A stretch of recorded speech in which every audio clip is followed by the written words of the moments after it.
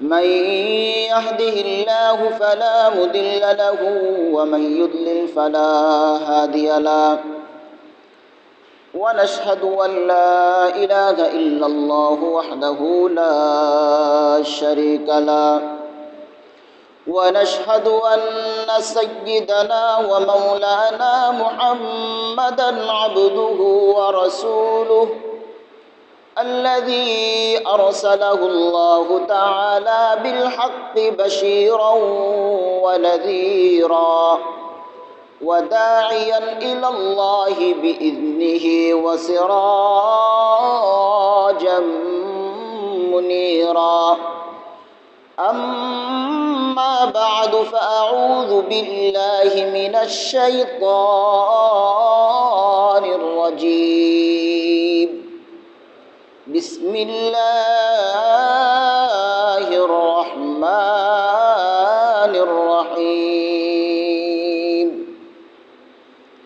ما آتاكم الرسول فخذوه وما نهاكم عنه فانتهوا وقال النبي صلى الله عليه وسلم من أحدث في أمرنا هذا ما ليس منه فهو رد أو كما قال النبي عليه الصلاة والسلام آمنت بالله صدق الله مولانا العظيم وصدق رسوله النبي الكريم ونحن على ذلك لمن الشاهدين والشاكرين والذاكرين والحمد لله رب العالمين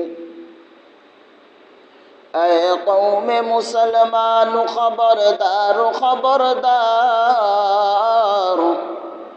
اے قوم مسلمان خبردار خبردار یہ وقت نہ غفلت کا ہے ہوشیار ہو ہوشیار یہ وقت نہ غفلت کا ہے ہوشیار ہو ہوشیار تو مرد مسلمان ہو تو مرد مسلمان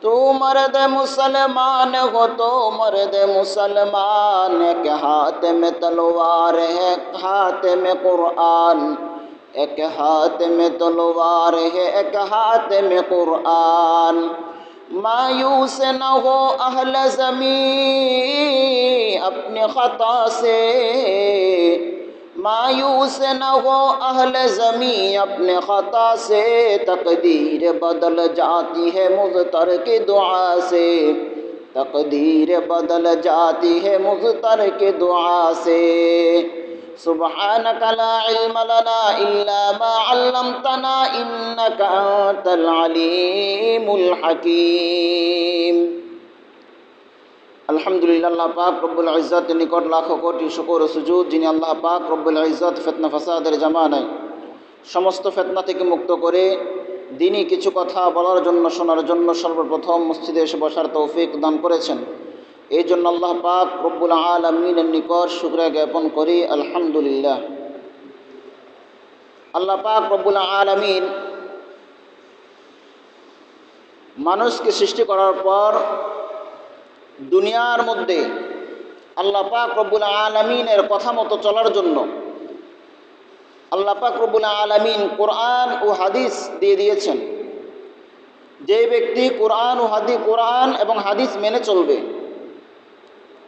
কোরআন এবং হাদিস অনুযায়ী নিজের জীবন যাপন করবে, ওই ব্যক্তি দুনিয়াতেও সফল আখিরাতেও সফল। আল্লাহ পাক রব্বুল আলামিন কোরআন কারীমের মধ্যে বলেন মা আতাকুমুর রাসূলু ফাখুযূহু। আল্লাহ পাক রব্বুল আলামিন বলেন মা আতাকুমুর রাসূলু ফাখুযূহু, তোমাদের রাসূল তোমাদেরকে যা এনে দিয়েছেন তাকে তোমরা আঁকড়ে ধরো। ওয়া মা নাহাকুম আনহু ফান্তাহু, তোমাদের রাসূল তোমাদেরকে যা থেকে নিষেধ করেছেন তা থেকে তোমরা বিরত থাকো। যদি তোমরা রাসূল সাল্লাল্লাহু আলাইহি ওয়াসাল্লাম যা কিছু এনে দিয়েছেন আর যা থেকে তোমাদেরকে নিষেধ করেছেন সে অনুযায়ী যদি তোমরা চলতে পারো তাহলে তোমরা দুনিয়াতেও সফল, আখিরাতেও সফল। কেন? আল্লাহ পাক রব্বুল আলামিন বলেন, লাকাদ কানা লাকুম ফি রাসূলিল্লাহি উসওয়াতুন হাসানা, তোমাদের জন্য তোমাদের রাসূল সাল্লাল্লাহু আলাইহি ওয়াসাল্লামের মধ্যে উত্তম আদর্শ রয়েছে। যদি তোমরা রাসূলের দেখানো মতো চলতে পারো তাহলে তোমরা উত্তম আদর্শের অধিকারী হতে পারবা। আর যদি কোনো তোমরা উত্তম আদর্শের অধিকারী হও তাহলে তোমরা পরকালে জান্নাতবাসী হবা। আল্লাহ পাক রব্বুল আলামিন আরেক আয়াতের মধ্যে বলেন, কুল ইন কুনতুম তুহিব্বুনাল্লাহ, আল্লাহ পাক রব্বুল আলামিন বলেন, নবী আপনি জানিয়ে দেন, ইন কুনতুম তুহিব্বুনাল্লাহ, যদি তোমরা আল্লাহকে ভালোবেসে থাকো, ফাত্তাবিউনি, আমি নবীর অনুসরণ করো, ইউহিব্বুকুমুল্লাহ, আল্লাহ পাক রব্বুল আলামিন তোমাদেরকে ভালোবাসবেন। যদি তোমরা আল্লাহকে ভালোবেসে থাকো, আমি নবীর অনুসরণ করো, আল্লাহ পাক রব্বুল আলামিন তোমাদেরকে ভালোবাসবেন। অতএব বোঝা যায় মানুষের সফল হওয়ার, নাজাত পাওয়ার একমাত্র উপায় হলো কোরআন হাদিস, রাসূলের সুন্নাহ। আল্লাহ রাসূল সাল্লাল্লাহু আলাইহি ওয়াসাল্লাম বলেন, ওয়াকালান নবী সাল্লাল্লাহু আলাইহি ওয়াসাল্লাম, কুল্লু উম্মতি ইয়াদখুলুনাল জান্নাহ, মায়ান নবী সাল্লাল্লাহু আলাইহি ওয়াসাল্লাম বলেন, আমার সব উম্মত জান্নাতে প্রবেশ করবে, ইল্লা মান আবা, তবে যারা আমি নবীকে অস্বীকার করে তারা জান্নাতে প্রবেশ করবে না। কিলা মান আবা ইয়া রাসূলুল্লাহ, সাহাবায়ে কেরাম বলেন, ইয়া রাসূলুল্লাহ, অস্বীকারী কারা? মায়ান নবী সাল্লাল্লাহু আলাইহি ওয়াসাল্লাম বলেন, মান আতাআনি দাখালাল জান্নাহ ওয়া মান আসানি ফাকাদ আবা। রাসূল বলেন, যেই ব্যক্তি নাকি আমার যে উম্মত আমি নবীর অনুসরণ করবে, যেই ব্যক্তি নাকি যে উম্মত আমি নবীর অনুসরণ করলো, ওই উম্মত জান্নাতে প্রবেশ করবে। আর যেই উম্মত আমি নবীর অনুসরণ করে না, আমার অবাধ্যতা করে, ওই উম্মত জান্নাতে প্রবেশ করবে না। মায়ান নবী সাল্লাল্লাহু আলাইহি ওয়াসাল্লাম আর এক হাদিসের মধ্যে বলেন, মান আহাব্বা সুন্নতি ফাকাদ আহাব্বানি ওয়া মান আহাব্বানি কানা মাই ফিল জান্নাহ, যে আমার যে উম্মত মান আহাব্বা সুন্নতি, আমার যে উম্মত আমার সুন্নতকে ভালোবাসলো, ফাকাদ আহাব্বানি, কেমন যেন সে আমি নবীকে ভালোবাসলো, ওয়া মান আহাব্বানি কানা মাই ফিল জান্নাহ, আর যে উম্মত, যেই বান্দার আল্লাহর বান্দা আমার যে উম্মত আমি নবীর সুন্নতকে ভালোবাসবে, সে ব্যক্তি আমাকে ভালোবাসবে। আর যে আমি নবীকে ভালোবাসলো সে কিয়ামতের দিন আমি নবীর সাথে জান্নাতে থাকবে। এর দ্বারা বোঝা যায় রাসূলের সুপারিশ পেতে হলে, রাসূলের ইহসান পেতে হলে, পরকাল সফল হতে হলে কোরআন এবং হাদিস মেনে চলা ছাড়া, রাসূলের সিরাত সুরত অনুসরণ করা ছাড়া অন্য কোনো উপায় নেই। আল্লাহ রাসূল সাল্লাল্লাহু আলাইহি ওয়াসাল্লাম হাদিসের মধ্যে বলেন, ওয়াকালান নবী সাল্লাল্লাহু আলাইহি ওয়াসাল্লাম, মান তামাসসাকা মিন সুন্নতি ইনদা ফাসাদি উম্মতি ফালাহু আজরু মিয়াতি শাহীদ। রাসূল বলেন, আমার যে উম্মত ফিতনা ফাসাদের জামানায়, শেষ জামানার মধ্যে আমি নবীর সুন্নাত অনুসরণ করবে, ওই উম্মত 100 শহীদের সওয়াব পাবে। যে উম্মত শেষ জামানার মধ্যে, ফিতনা ফাসাদের জামানার মধ্যে আমি নবীর সুন্নাতকে আঁকড়ে ধরবে, অনুসরণ করবে, ওই উম্মত 100 শহীদের সওয়াব পাবে।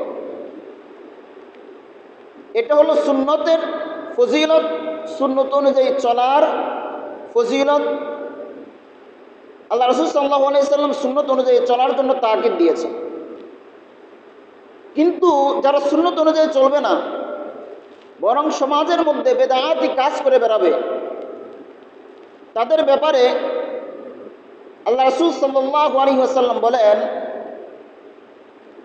আম্মাজান আয়েশা সিদ্দিকা রাদিয়াল্লাহু তাআলা আনহা বলেন, আনা আয়েশা রাদিয়াল্লাহু তাআলা আনহা ক্বালাত, আম্মাজান আয়েশা সিদ্দিকা রাদিয়াল্লাহু তাআলা আনহা বলেন, ক্বালা রাসূলুল্লাহ সাল্লাল্লাহু আলাইহি ওয়াসাল্লাম, আল্লাহ রাসূল সাল্লাল্লাহু আলাইহি ওয়াসাল্লাম বলেছেন, মান আহদাসা ফি আমরিনা হাযা মা লাইসা মিনহু ফাহুয়া রাদ্দুন, যেই ব্যক্তি নাকি আমার দিনের মধ্যে এমন কিছু বৃদ্ধি করেছে যে জিনিসটা আমার দিনের মধ্যে নাই, আমার দিনের অংশ না, ওই উম্মত, যে ব্যক্তি নাকি আমার দিনের মধ্যে এমন কিছু বৃদ্ধি করেছে যে বিষয়টা আমার দিনের মধ্যে নাই, ওই বিষয়টা প্রত্যাখ্যাত হবে, ওই বিষয়টা গ্রহণ করা যাবে না। হযরত ইবনে আব্বাস রাদিয়াল্লাহু তাআলা আনহু বলেন, عن ابن عباس رضي الله تعالى عنه قال قال رسول الله صلى الله عليه وسلم হযরত ইবনে আব্বাস রাদিয়াল্লাহু তাআলা আনহু বলেন রাসূলুল্লাহ সাল্লাল্লাহু আলাইহি ওয়াসাল্লাম বলেছেন ইয়াকুমুল গুলুওয়া ফিদ্দীন, তোমরা দ্বীনের ব্যাপারে বাড়াবাড়ি করা থেকে বিরত থাকো। ফাইন্নামা আহলাকা মান কানা ক্বাবলাকুম আল গুলুউ ফিদ্দীন, কেননা দ্বীনের ব্যাপারে বাড়াবাড়ি করাটা তোমাদের পূর্ববর্তী উম্মতদেরকে ধ্বংস করে দিয়েছে। রাসূলুল্লাহ সাল্লাল্লাহু আলাইহি ওয়াসাল্লাম বলেন তোমরা দ্বীনের ব্যাপারে বাড়াবাড়ি করা থেকে, দ্বীনের ব্যাপারে অতিরঞ্জিত করা থেকে, দ্বীনের মধ্যে যেটা নাই এটা বৃদ্ধি করা থেকে তোমরা বিরত থাকো, কেননা তোমাদের পূর্ববর্তী উম্মতদেরকে আল্লাহ পাক রব্বুল আলামিন এই দ্বীনের ক্ষেত্রে বাড়াবাড়ি করার কারণে ধ্বংস করে দিয়েছে। ইমাম দারিল হিজরা ইমাম মালিক ইবনে আনাস রাহিমাহুল্লাহ তিনি বলেন মান ইবতাদা ফিল ইসলামি বিদআতান ইয়ারাহা হাসানাতান ফাকাদ যাআমা আন্না মুহাম্মাদান সাল্লাল্লাহু আলাইহি ওয়াসাল্লাম খানার রিসালা। ইমাম দারিল হিজরা ইমাম মালিক ইবনে আনাস রাহিমাহুল্লাহু তাআলা বলেন যেই ব্যক্তি নাকি ইসলামের মধ্যে কোনো নতুন বিষয়, ইবাদতের ক্ষেত্রে কোনো নতুন বিষয় আবির্ভাব ঘটালো, কোনো নতুন বিষয় সৃষ্টি করলো, বিদআত করলো, এবং সে এটাকে ভালো কাজ মনে করে, ভালো আমল মনে করে, কেমন জানি ওই ব্যক্তি মনে করতেছে আল্লাহ রাসূল সাল্লাল্লাহু আলাইহি ওয়াসাল্লাম রিসালাতের ক্ষেত্রে, আল্লাহ রাসূল সাল্লাল্লাহু আলাইহি ওয়াসাল্লাম দ্বীন প্রচারের ক্ষেত্রে খিয়ানত করেছেন। যেই ব্যক্তি ইবাদতের ক্ষেত্রে, দ্বীনের মধ্যে, ইসলামের মধ্যে নতুন কোনো বিষয় আনলো, কোনো বিদআত করলো, কেমন যেন সে মনে করতেছে আল্লাহ রাসূল সাল্লাল্লাহু আলাইহি ওয়াসাল্লাম রিসালাতের ক্ষেত্রে, দ্বীন প্রচারের ক্ষেত্রে, তার নবুয়তের দায়িত্ব আঞ্জাম দেওয়ার ক্ষেত্রে, রিসালাতের দায়িত্ব আঞ্জাম দেওয়ার ক্ষেত্রে আল্লাহ রাসূল সাল্লাল্লাহু আলাইহি ওয়াসাল্লাম খিয়ানত করেছেন, পুরোপুরি দায়িত্ব আঞ্জাম দিতে পারেন নাই। নাউজুবিল্লাহ।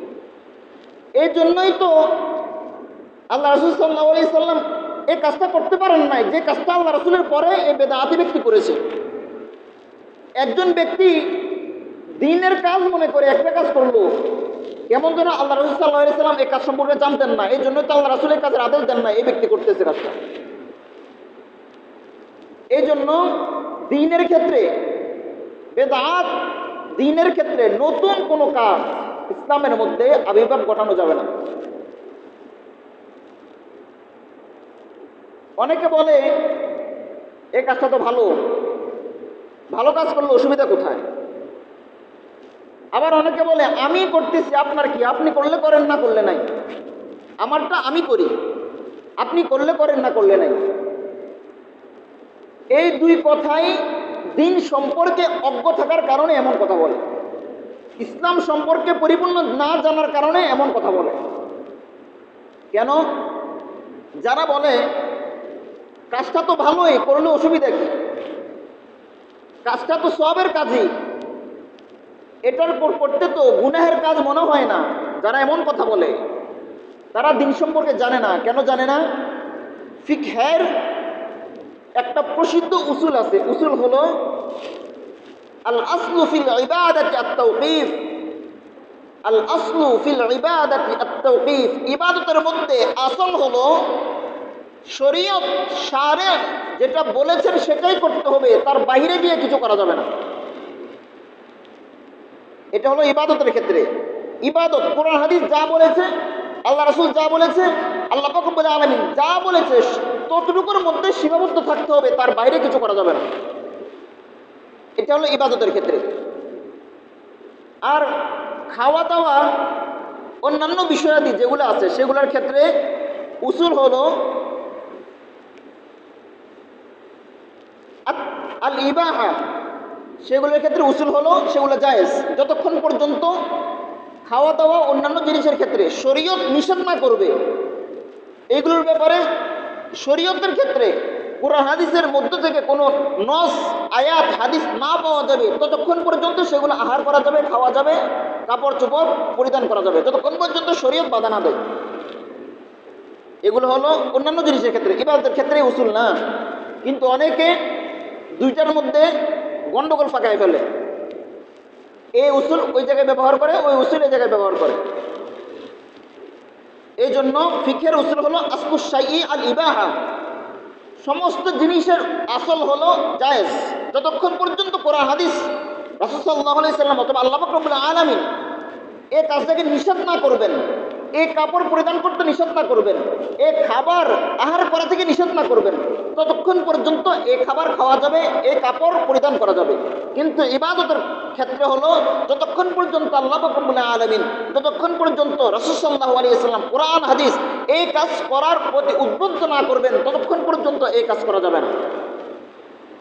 এটা হলো ওই সমস্ত মানুষের কথার দলিল যে সমস্ত মানুষরা বলে আমরা তো ভালো কাজ করতেছি, কিন্তু আপনার ভালো কাজ করার অনুমতি তো কোরআন হাদিস দেয় নাই।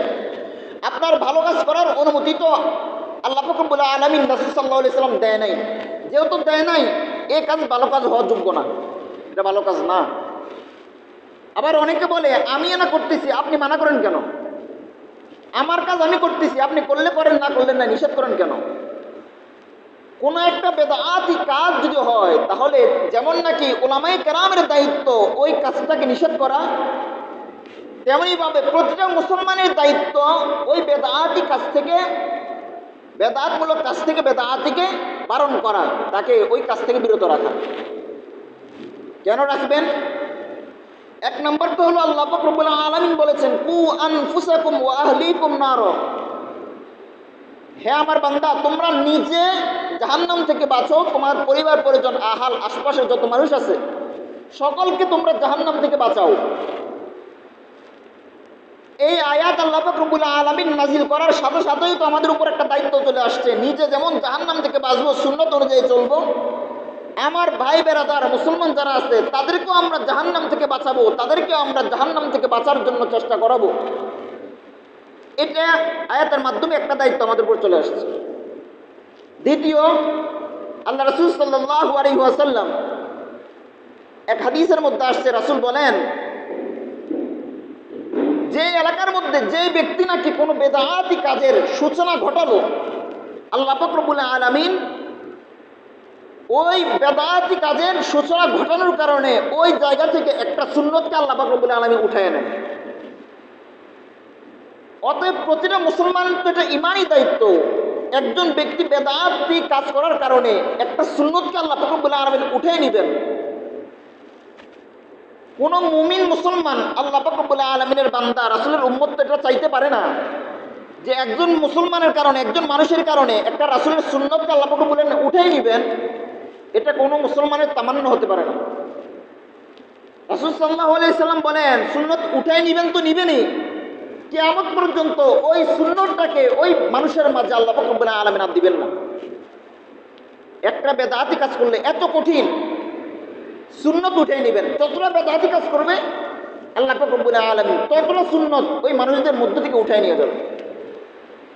অতএব যারা বলে আমার কাজ আমি করি আপনার কি, অথবা সমাজে অনেকে বলে তার কাজ সে করুক না, আমরা আমাদের কাজ করি, সে তার কাজ করতে থাকুক, এমনটা উচিত নয়। কেন কেন উচিত নয়? কারণ হলো সে বেদাতি কাজ করার কারণে আপনাদের মধ্য থেকে একটা সুন্নত আল্লাহ পাক রব্বুল আলামিন উঠাই নিতেছে। আর যে বেদাতি কাজ করে আল্লাহ পাক রব্বুল আলামিন বলেন, যে রাসূল সাল্লাল্লাহু আলাইহি সাল্লাম বলেন যে বেদাতি কাজ করলো আল্লাহর লানত তার উপরে, ফেরেশতাদের লানত তার উপরে, সমস্ত মানুষের লানত অভিশাপ তার উপরে। আল্লাহ রাসূল সাল্লাল্লাহু আলাইহি ওয়াসাল্লাম বলেন মান আহদাসা, রাসূল বলেন মান আহদাসা ফিদ দীনি, যে ব্যক্তি নাকি দ্বীনের মধ্যে, মান আহদাসা ফিল ইসলামি ফিদ দীনি হাদাসান, যে ব্যক্তি নাকি দ্বীনের মধ্যে ইসলামের মধ্যে কোনো নতুন কাজের, ইবাদতের মধ্যে নতুন কোনো কাজের আবির্ভাব ঘটালো, আওয়া মুহদিসান, অথবা বেদাতিকারীকে প্রশ্রয় দিল, বেদাতিকারীকে প্রশ্রয় দিল, তার হেফাজত করলো। দুইটাই বিষয়, একটা হলো নিজে বেদাতি কাজ করলো, আরেকটা হলো কোনো বেদাতিকে প্রশ্রয় দিল, তাকে বেদাতি কাজ করার জন্য সুযোগ দিয়ে দিল, ছাড় দিয়ে দিল। রাসূলুল্লাহ সাল্লাল্লাহু আলাইহি ওয়াসাল্লাম বলেন ফাআলাইহি লানাতুল্লাহি, তার উপর আল্লাহর লানত, ওয়াল মালাইকাতি, ফেরেশতাদের লানত, ওয়ান নাসি আজমাইন, সমস্ত মানুষের লানত। যে ব্যক্তি নিজে বেদাতি কাজ করলো অথবা কোনো বেদাতিকে বেদাতি কাজ করার জন্য ছাড় দিয়ে দিল, সুযোগ দিয়ে দিল, তার উপর আল্লাহর লানত, ফেরেশতাদের লানত, সমস্ত মানুষের লানত। এখন যার উপর আল্লাহর লানত, ফেরেশতাদের লানত, সমস্ত মানুষের লানত, আল্লাহর লানত তো কখনো বিচার যেতে পারে না, ফেরেশতাদের লানত তো কখনো বিচার যেতে পারে না। মানুষ আমরা গুনাহগার, কাউকে লানত দিলে আমাদের লাগতে পারে, নাও লাগতে পারে, কিন্তু যার উপর আল্লাহ রব্বুল আলামিন লানত দিছে, যার উপর ফেরেশতারা লানত দিছে, সমস্ত মানুষ লানত দিছে, ওই অভিশাপ তার উপর লাগবেই লাগবে, সে অভিশপ্ত হবে। তার অভিশয়ে অভিশপ্ত মানুষের কারণে গোটা সমাজ অভিশপ্ত হবে। কেন? আল্লাহ রব্বুল আলামিন তাদের মধ্য থেকে বেদাতি কাজের কারণে একটা সুন্নতকে উঠিয়ে নেবেন। এই জন্য সবসময় সুন্নতের ফলো করতে হবে, রাসূলের সুন্নতের ইত্তেবা করতে হবে। একটা কথা আছে, অতিভক্তি চোরের লক্ষণ। রাসূল সাল্লাল্লাহু আলাইহি ওয়াসাল্লাম যে সুন্নত, যে আমল করতে বলছেন, সে আমলটাই তো করে না, অতিরিক্ত করার কি দরকার আছে? রাসূল সাল্লাল্লাহু আলাইহি ওয়াসাল্লাম যা করতে বলছেন সেগুলো করলেই তো শেষ করা যাবে না। তাহলে নিজের পক্ষ থেকে অতিরঞ্জিত করে অতিরিক্ত বাড়াইয়া কাজ করার তো কোনো প্রয়োজন নাই, বরং রাসূল সাল্লাল্লাহু আলাইহি ওয়াসাল্লাম যা বলছেন সেগুলো করার মধ্যে সফলতা। বেদাতি ব্যক্তি দুনিয়ার মধ্যে যেমন নাকি অভিশপ্ত, আখিরাতের মধ্যে অভিশপ্ত। রাসূল সাল্লাল্লাহু আলাইহি ওয়াসাল্লাম হাদিসের মধ্যে বলেন, মায়ের নবী বলেন, হাশরের ময়দানে যখন নাকি আমি হাউজে কাউসারের নিকট থাকব, রাসূল বলেন হাশরের ময়দানে যখন নাকি আমি হাউজে কাউসারের নিকট থাকবো, আমার সব উম্মত আমার হাউজে কাউসারের পানি পান করার জন্য আসবে, সবাইকে আমি পানি পান করাবো। আর এই পানি যে একবার পান করবে সে জান্নাতে যাওয়ার আগ পর্যন্ত আর পিপাসার্ত হবে না, তার তৃষ্ণা আর আসবে না, পানির পিপাসা তার লাগবে না। রাসূল বলেন এভাবে যেতে যেতে এমন কিছু উম্মত আসবে যাদেরকে আমি চিনি, তারাও আমাকে চিনে, এরা যে আমার উম্মত আমি জানি, আর আমি মুহাম্মদ যে তাদের নবী এটাও তারা জানে। আমি তাদেরকে হাউজে কাউসারের পানি পান করাতে লাগবো, এমন সময় আমার আর তাদের মাঝখানে আল্লাহ রব্বুল আলামিন পর্দা ঢেলে দিবেন। আমি আল্লাহকে বলবো, আল্লাহ এরা তো আমার উম্মত, তাদেরকে হাউজে কাউসারের পানি পান করাতে দেন। আল্লাহ রব্বুল আলামিন বলবেন, হে নবী আপনি জানেন না, আপনি দুনিয়া থেকে চলে আসার পরে তারা আপনার দ্বীনের মধ্যে বিকৃত ঘটিয়েছে, তারা আপনার দ্বীনের মধ্যে বিকৃতি সাধন করেছে, তারা আপনার দ্বীনের মধ্যে নতুন নতুন বিভিন্ন জিনিস আবির্ভাব করেছে। যে নবী একটু আগে হাউজে কাউসারের পানি পান করানোর জন্য চেষ্টা করেছিলেন, চাইছিলেন যে আমি তাদেরকে হাউজে কাউসারের পানি পান করাবো, ওই নবী তাদেরকে বলবেন, সুহকান সুহকা লিমান বাদদালা, যে ব্যক্তি আমার পরে লিমান বাদদালা দ্বীনি, আমার পরে আমার দ্বীনকে পরিবর্তন করে ফেলেছে, তোমরা দূর হও, দূর হও, সে ব্যক্তি দূর হোক। একটু আগে আল্লাহ রাসূল সাল্লাল্লাহু আলাইহি ওয়াসাল্লাম যে উম্মতকে পানি পান করাতে চাইছেন, এখন আবার আল্লাহ রাসূল সাল্লাল্লাহু আলাইহি ওয়াসাল্লাম বলতেছেন, সুহকান সুহকা, তুমি দূর হও, দূর হও, আমার কাছ থেকে দূর হয়ে যাও। কেন? কারণ আমি আসার পরে তোমরা আমার দ্বীনের মধ্যে পরিবর্তন ঘটাইছো, তোমরা আমার দ্বীনকে, আমার দ্বীনের মধ্যে নতুন নতুন বিভিন্ন বিষয়াদি আবির্ভাব ঘটিয়ে তোমরা আমার দ্বীনকে বিকৃত করেছো, অতএব তুমি আজকে হাউজে কাউসারের পানি পাবে না।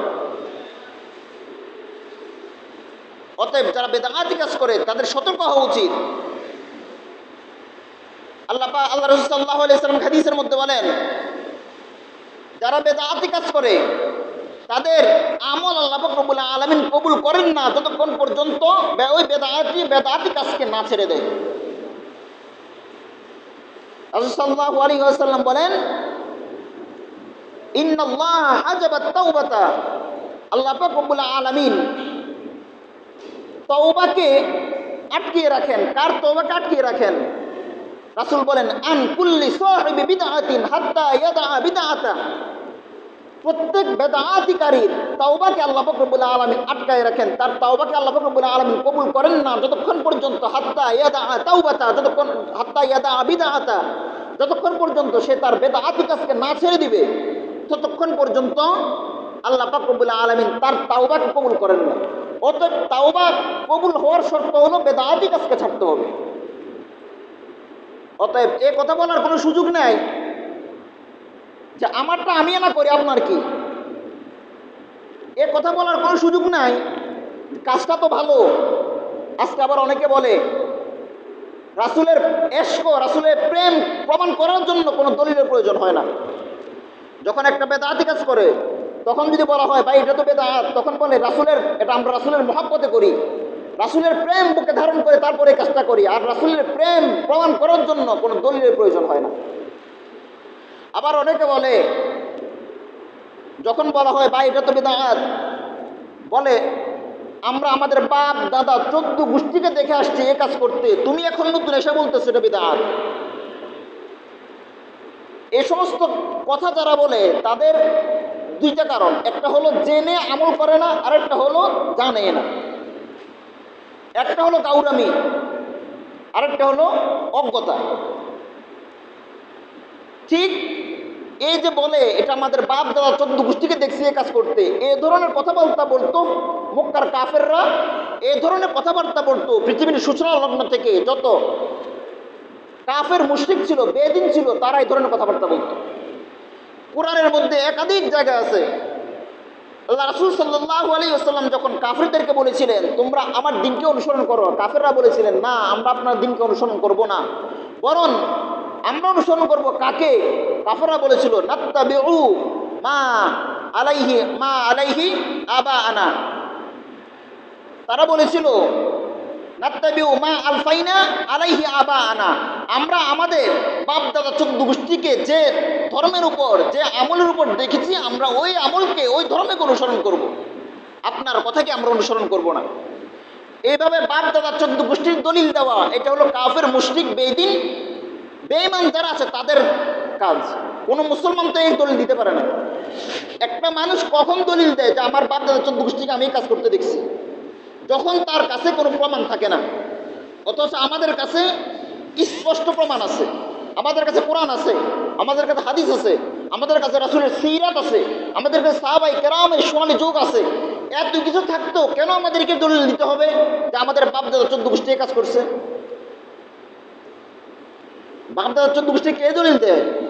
তার কোনো দলিল নাই, অথচ আমাদের কাছে দলিল আছে। আল্লাহ রাসূল সাল্লাল্লাহু আলাইহি ওয়াসাল্লাম তো বলেছেন তারাকতু ফীকুম আমরাইন লান তাদিল্লু মা তামাসসাকতুম বিহিমা কিতাবাল্লাহ ওয়া সুন্নাতা রাসূলি। রাসূল বলেন দুটো জিনিসকে তোমাদের কাছে রেখে যাচ্ছি, যদি দুটো জিনিসকে আঁকড়ে ধরতে পারো লান তাদিল্লু, রাসূল তাকিদ দিয়ে বলেছেন লান তাদিল্লু, কখনোই তোমরা পথভ্রষ্ট হবে না। এক নাম্বার কিতাবাল্লাহ, আল্লাহ পাক রব্বুল আলামিনের কিতাব কোরআন, ও সুন্নাত রাসূলি, রাসূল সাল্লাল্লাহু আলাইহি সাল্লামের সুন্নাহ হাদিস, রাসূল সাল্লাল্লাহু আলাইহি সাল্লামের সুন্নাহকে, কোরআন এবং সুন্নাহকে তোমাদের কাছে রেখে যাচ্ছি। যদি দুইটা যদি আঁকড়ে ধরতে পারো তাহলে তোমরা কখনোই পথভ্রষ্ট হবে না। অতএব আমাদের কাছে কোরআন আছে, সুন্নাহ আছে, সাহাবায়ে কেরামের আমল আছে। রাসূল সাল্লাল্লাহু আলাইহি ওয়াসাল্লাম বলেন আলাইকুম বিসুন্নতি ওয়া সুন্নাতিল খুলাফায়ে রাশিদিনুল মাহদিয়্যিন, তোমাদের উপর আছে কি আছে? আলাইকুম বিসুন্নতি, আমি নবীর সুন্নাত, ও সুন্নাতুল খুলাফায়ে রাশিদিনুল মাহদিয়্যিন, হেদায়েতপ্রাপ্ত সাহাবায়ে কেরামের সুন্নাহ, সাহাবায়ে কেরামের আদর্শ তোমাদের সামনে আছে, কোরআন তোমাদের সামনে আছে, হাদিস তোমাদের সামনে আছে, সাহাবায়ে কেরামের সুন্নাহ, সাহাবায়ে কেরামের আদর্শ, সোনালী যুগ তোমাদের সামনে আছে। যদি এগুলো আঁকড়ে ধরতে পারো তাহলে তোমরা সফল, তাহলে তোমরা জান্নাতি। এত কিছু থাকতে, এত কিছু আমাদের সামনে আছে, তারপরেও কেন আমরা বলি আমাদের বাপ দাদা 14 গোষ্ঠী কাজ করছে? এটা হলো মূর্খতা সুলভ আচরণ। রাসূল সাল্লাল্লাহু আলাইহি ওয়াসাল্লাম বলেছেন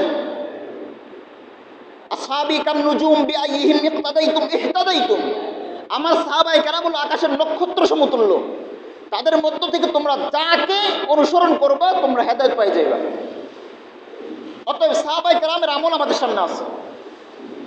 এত কিছু থাকা সত্ত্বেও বাপ দাদা 14 গোষ্ঠীর প্রমাণ দেওয়া, বাপ দাদা 14 গোষ্ঠীর কথা বলা, এটা মূর্খতা।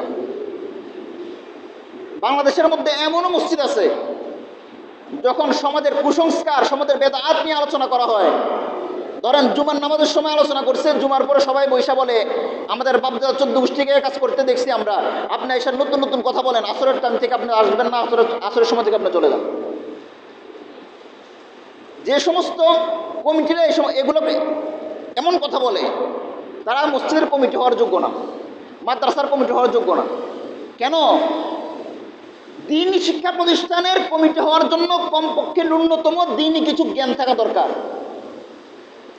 দিনই কিছু জ্ঞান যদি নাও থাকে, কমপক্ষে এই জ্ঞানটা থাকা দরকার। বাপ দাদা চোদ্দ গোষ্ঠী কোনো দলিল হতে পারে না। দলিল কোরআন হাদিস সাহাবায়ে কেরামের আদর্শ, বাপ দাদা চোদ্দ গোষ্ঠী দলিল না। এই জ্ঞানটা না নিয়ে যদি মসজিদ কমিটি অথবা মানসার কমিটি হতে হয়, তাহলে তাকে মসজিদ মানসার চালাইতে বলছে কে?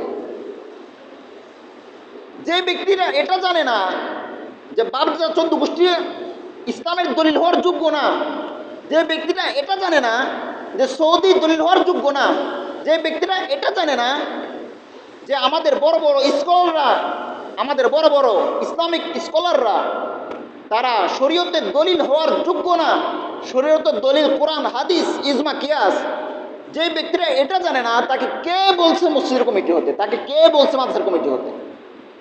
এই জন্য সবার অন্তরের মধ্যে এই জিনিসটা গেঁথে নেওয়া দরকার যে বাপদাদা চোদ্দ গোষ্ঠী শরীয়তের দলিল না, সৌদি শরীয়তের দলিল না, বড় বড় ইসলামিক স্কলার শরীয়তের দলিল না। যতক্ষণ পর্যন্ত একটা কথা কোরআন হাদিসে আসে, সৌদি এটার বিপরীত করলেও আমাকে মানতে হবে।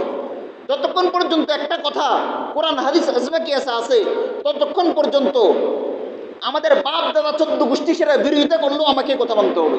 যতক্ষণ পর্যন্ত একটা কথা কোরআন হাদিস ইজমা কিয়াসে আসে, ততক্ষণ পর্যন্ত সারা পৃথিবীর স্কলাররা, ইসলামিক স্কলাররা এই কাজে বিরোধিতা করলেও আমাকে এটা মানতে হবে। এটা যতক্ষণ পর্যন্ত আমার অন্তরে থাকবে, ততক্ষণ পর্যন্ত কেউ আমাকে পথভ্রষ্ট করতে পারবে না, গুমরা করতে পারবে না। কারণ আমি তো আমাদের বাপদাদা চোদ্দ গোষ্ঠীকে অনুসরণ করি না, আমি তো বড় বড় স্কলারদেরকে অনুসরণ করি না, আমি তো সৌদিকে অনুসরণ করি না যে আমাকে পথভ্রষ্ট করে ফেলবে। আমি অনুসরণ করি এমন জিনিস, যে জিনিস অনুসরণ করলে, যে কিতাব অনুসরণ করলে, যে আদর্শকে অনুসরণ করলে পৃথিবীর এমন কোন বাপের বেটা নাই যে আমাকে পথভ্রষ্ট করবে। সেগুলো হলো কোরআন হাদিস এজমা কিয়াস। ওই এজমা কিয়াস অনেকে আবার ধারণা করতে পারে এজমা কিয়াস এটা কোরআন হাদিসের বাইরের কোনো বিষয় না। এজমা কিয়াস কোরআন হাদিসের অন্তর্ভুক্ত। কেন? এজমা কিয়াস আইম্মায়ে কেরাম এগুলার উদ্ঘাটন করেছেন। কোরআন হাদিস থেকে আমরা সব জিনিস, বিশেষ করে সাধারণ মানুষ সব জিনিস বোঝার যোগ্যতা রাখে না। এই জন্য এজমা কিয়াসের মাধ্যমে আইম্মায়ে কেরাম কোরআন হাদিস থেকে বিষয়টা উদ্ঘাটন করে বের করে সহজ করে দিয়েছে। অতএব কোরআন হাদিস যেটা, ইজমা কিয়াস সেটার একটা ফল। কেমন যেন কোরআন হাদিস দুইটা গাছ, আর ইজমা কিয়াস হলো ওই গাছের দুটা ফল, ওই গাছের দুটা ফল। সহজের জন্য ইজমা কিয়াস মেনে চলতে হয়, আর না হয় কোরআন হাদিসে আমাদের জন্য একমাত্র দুনিয়ার মধ্যে চলার, হেদায়েতের উপর থাকার একমাত্র পদ্ধতি হলো কোরআন হাদিস, অন্য কোনো জিনিস না। এই জন্য আমাদেরকে এই জিনিসগুলো থেকে বিরত থাকতে হবে, বেদাতিমূলক কাজ থেকে আমাদেরকে বিরত থাকতে হবে, রাসূলের সুন্নাহকে আঁকড়ে ধরতে হবে। রাসূলের সুন্নাহকে যত আমরা আঁকড়ে ধরবো, বিদআত তত শেষ হয়ে যাবে। আর বিদআত যত আমরা করব, রাসূলের সুন্নাহকে আল্লাহ পাক রব্বুল আলামিন তত উঠাই নেবেন। এই জন্য আমাদেরকে বিদআত ছেড়ে রাসূলের সুন্নাহের প্রতি মনোযোগী হতে হবে, রাসূলের সুন্নাহকে আঁকড়ে ধরতে হবে। রাসূলের সুন্নাহকে মুমিন মুসলমান যত আঁকড়ে ধরবে, তত মুমিন মুসলমান ইসলামের তত কাছাকাছি যেতে পারবে, সাহাবায়ে কেরামের সোনালী যুগের তত কাছাকাছি যেতে পারবে, তত মুমিন মুসলমানের সম্মান দুনিয়ার মধ্যে বৃদ্ধি পাবে। যতক্ষণ পর্যন্ত মুমিন মুসলমান রাসূলের সুন্নাহকে, রাসূলের আদর্শকে আঁকড়ে না ধরবে, ততক্ষণ পর্যন্ত মুমিন মুসলমানের জিল্লতি, অসম্মান দুনিয়া থেকে শেষ হবে না। আল্লাহ পাক রব্বুল আলামিন যে কথাগুলো বললাম, এগুলোর উপর আমাকে আপনাকে সকলকে আমল করার তৌফিক দান করুন।